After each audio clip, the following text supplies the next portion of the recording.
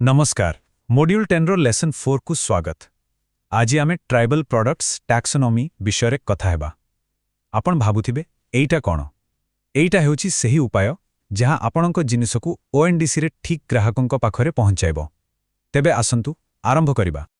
गोटे कथा केबे भाबिचंती कि इत्ते सुंदर हस्तशिल्प जिनस तयारी करूछंती किंतु ऑनलाइन रे ग्राहकंकु देखा जाउने काहेकि एहार कारणटा ना आमे भाबुथिबा ठारो बहुत सहज हेई पारे। आउ इहार सबुठु बड़ कारण हेउछि भूल कैटेगरी। देखंतु आम आदिवासी जिनिसगुड़िकर गोटे निजर स्वतंत्र परिचय अछि। तार मटेरियल अलगा, डिजाइन भी पूरा अलगा। जदि आमे ओएनडीसी रे एहाकु ठीक भाबरे लिस्ट न करिबा ताहेले ग्राहक खोजी खोजी पाइबेनी। तेबे आसंतु बुझिबा एही सठिक टैक्सोनॉमी बा वर्गीकरण एते जरूरी काहेकि? एहार फायदा जानिले आपण भी कहिबे अरे वाह। देखंतु जदि प्रोडक्ट रो मैपिंग ठीक अछि ताहाले कोन हेबो? आपणक जिनिस ओएनडीसी रे सहजरे देखा जिवो। लिस्टिंग रिजेक्ट हेबारे चांस बहुत कमी जिवो। सर्च कले आपणक जिनिस ऊपर को आसीबो। आउ सबुठु बड़ कथा ग्राहकंकर आपणक उपरे भरोसा बढ़ी जिवो। ओके ताहेले चलंतु आमे प्रथम कैटेगरी रु ही आरंभ करिबा।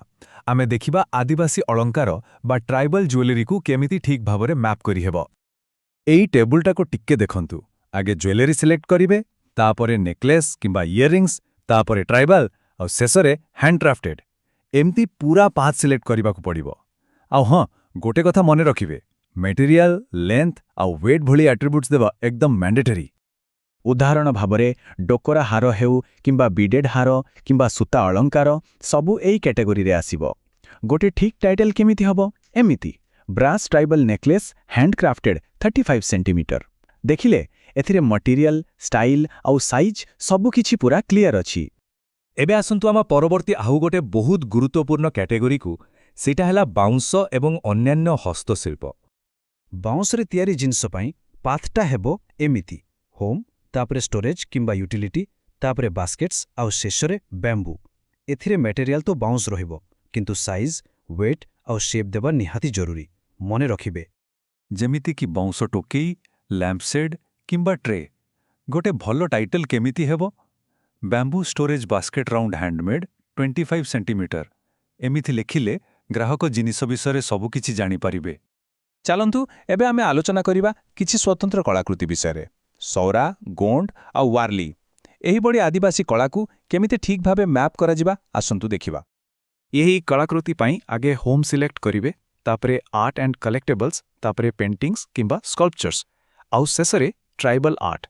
एटी आर्ट टाइप माने सौरा कि गोंड आउ मटेरियल और डायमेंशंस देबा बहुत इंपोर्टेंट। उदाहरण भाबरे सौरा पेंटिंग किंबा डोकरा मूर्ति। एको ठीक टाइटल हेबो Saura tribal painting handmade on paper 12x18 inch. एहा द्वारा ग्राहक जानि पारिबे एहा केउ कला कोथिरे तयारी आउ तारो साइज केते। एबे आसंतो आमर शेष कैटेगरी को सेइटा होउची होम डेकोर बा घर सजावा जिनिस। एथि पई पाथ हेउची होम, तापरे डेकोर, तापरे डेकोरेटिव आइटम्स आउ शेषरे ट्राइबल किंबा हैंडक्राफ्टेड। एठी मटेरियल जेमिति कि बेत, बाउंसो किंबा टेराकोटा आउ डायमेंशंस दबा को आदुम भूलिबेनी। जेमिति कि बेतरे तयारी वॉल हैंगिंग किंबा टेराकोटा फुलदानी ए सबु। गोटे भलो टाइटल केमिति हबो? टेराकोटा वास हैंड पेंटेड 20 सेंटीमीटर। एथिरे ग्राहकों को दरकार थिबा सबु तथ्य मिलिगला। ठीक अच्छे, एबे तो आमे सठिक उपाय जानिगले, हेले आमे साधारणतः किछि भूल करिदो। आसंतु देखिबा से भूल गुड़िक कौन आउ ताकु केमिति एड़ेई हेबो।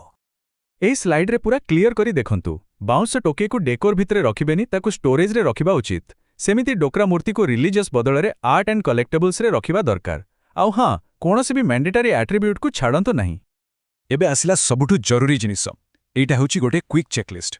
जे कोनसी जिनिस लिस्ट करिबा आगुरु ए पांचटा कथा को निश्चय देखिनेबे। प्रथमे मटेरियल ठीक अछि ना नाही। द्वितीय पूरा कैटेगरी ट्री सिलेक्ट करिछंती तो। तृतीय आर्ट फॉर्म लिखिछंती। चतुर्थरे साइज आउ वेट ठीक से देइछंती तो। आउ शेषरे हैंडमेड शब्दटा ऐड करिछंती ना नाही। बस एतिकी कले काम सहज। तेबे एते सबु करिवार फल कोन मिलिबो? फल हेउची आपणकर सुंदर आदिवासी जिनिस ओएनडीसी रो सर्च रिजल्ट रे सबुठु ऊपरे देखा जिवो आउ एहार सीधा अर्थ अधिक बिक्री। ताहले कैटेगरी कथा तो ठीक हेगला, किंतु प्रोडक्ट रो एट्रिब्यूट्स को मास्टर करिसेंती कि ଆମର ପରବର୍ତ୍ତୀ ଲେସନରେ ଆମେ ଆଟ୍ରିବ୍ୟୁଟ୍ ମାଷ୍ଟରୀ ବିଷୟରେ ଶିଖିବା। ତେଣୁ ଦେଖିବାକୁ ଆଦୌ ଭୁଲିବେ ନାହିଁ।